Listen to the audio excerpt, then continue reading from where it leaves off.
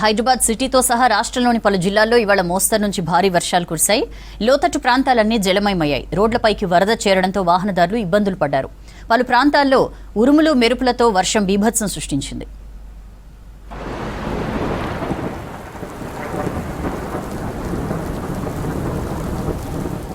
బంగాళాఖాతంలో ఏర్పడిన అల్పపీడన ప్రభావంతో సిటీలోని చాలా ఏరియాల్లో మోస్తరు నుంచి భారీ వర్షాలు పడుతున్నాయి. ఉప్పల్, హబ్సిగూడ, సికింద్రాబాద్, హిమాయత్ నగర్, నాచారం, బషీర్బాగ్లో భారీ వర్షం కురిసింది. బాగ్లింగంపల్లి సుందరయ్య విజ్ఞాన కేంద్రం ముందు రోడ్డుపై మోకాళ్లలోతు వర్షం నీరు నిలిచింది. దీంతో బైక్లు, కార్లు నీట మునిగాయి.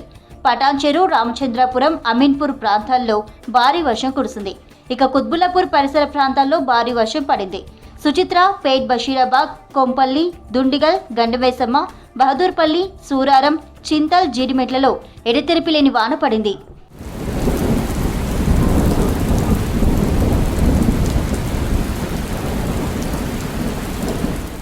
జూబ్లీహిల్స్, బంజారాహిల్స్, మాసబ్ ట్యాంక్, నాంపల్లి, లక్డీకపుల్, కోటి, అబిడ్స్లోనూ వర్షం పడింది.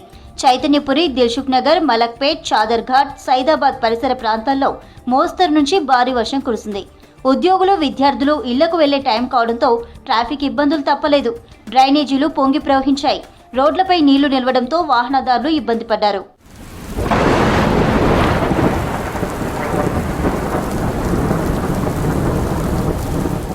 హైదరాబాద్తో పాటు సిటీ శివారు ప్రాంతాల్లోనూ భారీగా వర్షం పడింది.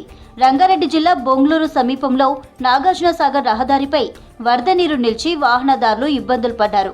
తుక్కుగూడ మున్సిపాలిటీలోని రావిర్యాలలో భారీగా వర్షం కురిసింది.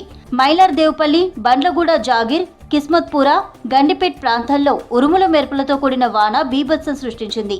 వర్షంతో పాటు ఈదురుగాళ్లు వీయడంతో రాజేంద్రనగర్లో చెట్లు విరిగిపడ్డాయి.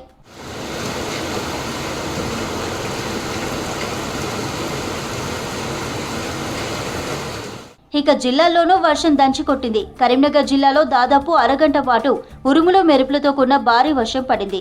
జమ్మికుంట, వీణవంక, ఇల్లందకుంట మండలాల్లోనూ వర్షం కురిసింది. మహబూబాబాద్, రంగారెడ్డి, మేడ్చల్, మల్కాజ్గిరి జిల్లాల్లో మోస్తరు నుంచి భారీ వర్షాలు కురిశాయి. ఆవర్తనాల ప్రభావంతో రాష్ట్రాన్ని వర్షాలు వదలడం లేదు. ఎడతెరిపి లేకుండా కురుస్తున్న వర్షాలతో జనం ఇబ్బందులు పడుతున్నారు.